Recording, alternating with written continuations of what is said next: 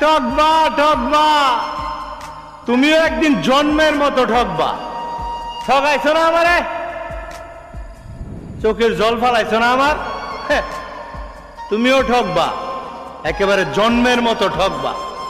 আরে আমার চোখের জলে তো আমার মাই কান্না করছে, তোমার চোখের জলে একেবারে সাগর বইয়া যাইব।